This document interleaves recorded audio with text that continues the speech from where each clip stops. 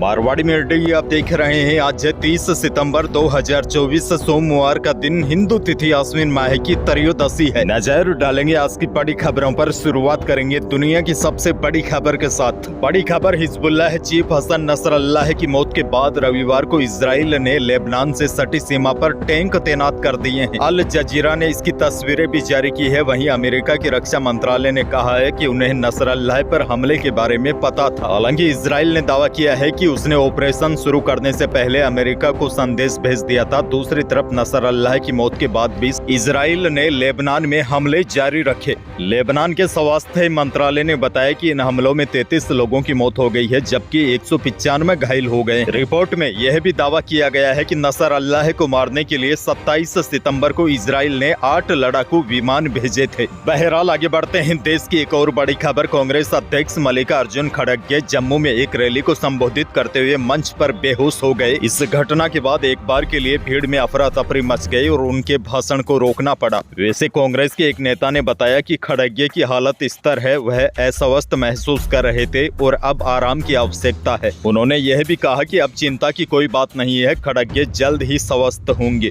हालांकि इस घटना के कुछ देर बाद ही खड़गे का बड़ा बयान सामने आ गया। उन्होंने कहा कि मैं इतना जल्दी मरने वाला नहीं हूं, जब तक मोदी को नहीं हटाएंगे तब तक जिंदा रहूंगा। आगे बढ़ जाते हैं। एक और बड़ी खबर। पीएम मोदी ने मन की बात के 114वें एपिसोड में कहा कि हमारी यात्रा को 10 साल पूरे हो चुके हैं। पीएम ने कहा यह कार्यक्रम विजयदशमी के दिन शुरू हुआ था। 10 साल पूरे होने के समय नवरात्रि का पहला दिन होगा। पीएम ने कहा मन की बात के कई पड़ाव है जिन्हें मैं भूल नहीं सकता। यह कार्यक्रम मेरे लिए मंदिर में पूजा करने जैसा है।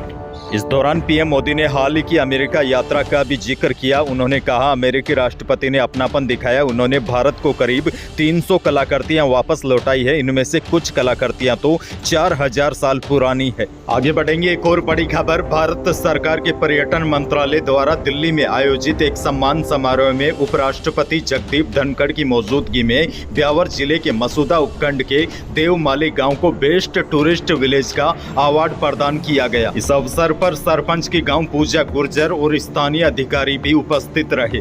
आपको बता दूं अरावली की पहाड़ियों में स्थित देवमाली गांव 3000 बीघा में फैला है। इसका नाम भगवान देव नारायण के नाम पर रखा गया है। यहाँ कोई पक्का घर नहीं है और गांव में कुछ सख्त परंपराएं हैं जो आज भी निभाई जा रही है, जैसे कि मांस मछली और शराब का सेवन वर्जित है। नीम की लकड़ी जलाना और केरोसिन का उपयोग भी यहाँ प्रतिबंध है। गांव के प्राकृतिक आकर्षण में पहाड़ी पर स्थित एक मंदिर भी शामिल है। ऐसा नहीं है कि यहाँ के लोगों के पास पैसा नहीं है, लेकिन इस गांव में रहने वाले लोग दिखावे से बिल्कुल परे हैं। अभी भी यहाँ पर पुरानी परंपराएं और संस्कृति बची हुई है, वरना आजकल तो आपने देखा ही होगा आदमी के पास 2-4 पैसे आते ही सारी परंपराएं भूल जाते हैं। यहाँ तक लोगों से बात करना बंद कर देते हैं। अच्छा, कुछ लोग तो ऐसे भी होते हैं जिनको अपनी ही भाषा बोलने में शर्म आती है, लेकिन यह गांव ऐसा नहीं है। इसीलिए राजस्थान के देवमाली गांव को बेस्ट टूरिस्ट का अवार्ड दिया गया है। बहरहाल आगे बढ़ते हैं। राजस्थान से बड़ी खबर। राजस्थान की स्वर्ण नगरी जैसलमेर विश्व पर्यटन मानचित्र पर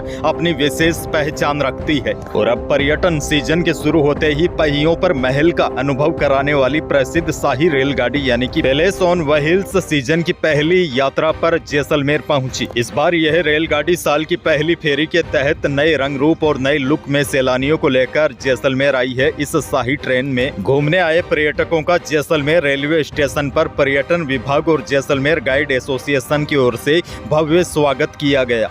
आगे बढ़ेंगे। राजस्थान सरकार का बड़ा फैसला। राजस्थान में अब चतुर्थ श्रेणी और ड्राइवर की भर्ती लिखित परीक्षा के माध्यम से होगी। कर्मचारी चयन बोर्ड यह परीक्षाएं करवाएगा। चतुर्थ श्रेणी कर्मचारी के लिए 10वीं पास होना अनिवार्य होगा। इससे पहले न्यूनतम योग्यता 8वीं पास थी। रविवार को हुई कैबिनेट की बैठक में यह फैसला लिया गया है। कैबिनेट ने इसके लिए अब शैक्षणिक योग्यता 10वीं कर दी है। कैबिनेट मंत्री जोगाराम पटेल ने कहा कि प्रदेश में 60,000 चतुर्थ श्रेणी और 23,000 ड्राइवर के पद खाली है। आपको बता दो इस बैठक में किरोड़ी लाल मीणा भी शामिल हुए। कैबिनेट मीटिंग के बाद प्रेस वार्ता में मंत्री जोगाराम पटेल ने कहा कि प्रदेश में अब चतुर्थ श्रेणी और ड्राइवर की भर्ती लिखित परीक्षा के माध्यम से होगी। चतुर्थ श्रेणी कर्मचारी के लिए 10वीं पास होना अनिवार्य ही होगा, यानी कि चतुर्थ श्रेणी कर्मचारी और ड्राइवरों के लिए अब 8वीं पास से काम नहीं बनेगा। आगे बढ़ते ही बड़ी खबर ये भी देखिए, भजन लाल कैबिनेट में और भी बड़े फैसले लिए गए हैं। कैबिनेट मंत्री जोगाराम पटेल ने कहा कि सरकार चाहती है कि प्रदेश बिजली में आत्मनिर्भर बने। इसको लेकर लगातार हम सोलर और विंड के जरिए जमीनों का आवंटन कर रहे हैं। अब तक हम 10,418 हेक्टेयर जमीन दे चुके हैं और कल हुई कैबिनेट में भी कई सोलर प्रोजेक्ट के लिए विभिन्न कंपनियों को जमीन देने की मंजूरी दी है। इसके तहत जैसलमेर में 2600 मेगावाट सोलर प्रोजेक्ट के लिए जमीन देने के प्रस्ताव को भी मंजूरी दी गई है। अच्छा देखिए, पश्चिमी राजस्थान में सोलर और विंड प्रोजेक्ट के तहत कंपनियां आवंटित जमीनों पर लगे खेजड़ी व अन्य पेड़ों को काट रही थी। इसका कई जगहों पर विरोध देखने को मिला।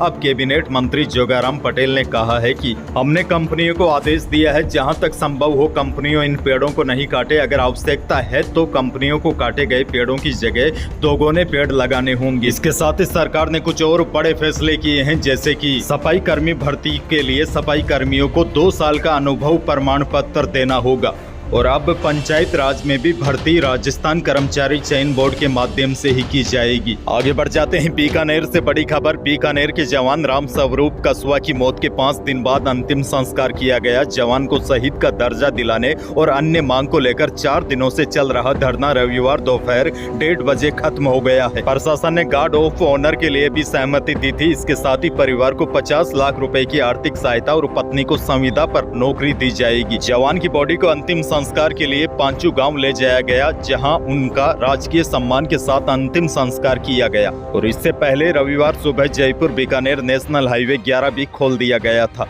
आपको बता दें, बीकानेर के जवान राम स्वरूप कसवा की 25 सितंबर को अनंतनाग में गोली लगने से जवान की मौत हुई थी। आगे बढ़ जाते हैं, एक और बड़ी खबर। सीकर के पलसाना इलाके में रिको इंडस्ट्रियल एरिया में एक टायर फैक्ट्री में भयंकर आग लग गई। आग ने पूरी फैक्ट्री को अपनी चपेट में ले लिया। फायर ब्रिगेड की 8 गाड़ियों और पानी के टैंकरों ने मिलकर 3 घंटे बाद आग पर काबू पाया। आग दोपहर करीब 12:30 बजे लगी। पलसाना में रिको स्थित टायर फैक्ट्री में शॉर्ट सर्किट की वजह से आग लगी। आग का धुआं करीब 10 किलोमीटर दूर से नजर आया। राहत की बात यह है, आग लगने की इस घटना में अभी तक कोई जनहानि की सूचना नहीं है। भरतपुर से बड़ी खबर। टीक जिले के कुमेर क्षेत्र के गांव जया में शनिवार शाम घर के बाहर खेल रहे 3 भाइयों पर गांव के ही एक व्यक्ति ने ट्रैक्टर चढ़ा दिया। हादसे में एक बच्चे की मौत हो गई, जबकि 2 घायल हो गए। इस हादसे के बाद रविवार को परिजनों ने मोर्चरी के बाहर धरना प्रदर्शन किया। परिजनों का आरोप है कि ट्रैक्टर चढ़ाने वाले ने 4 दिन पहले ही ट्रैक्टर से कुचलने की धमकी दी थी। परिजन धरने पर बैठ गए हैं और आरोपी की गिरफ्तारी की मांग कर रहे हैं। वहीं पुलिस ने 48 घंटे में आरोपियों की गिरफ्तारी का आश्वासन दिया है।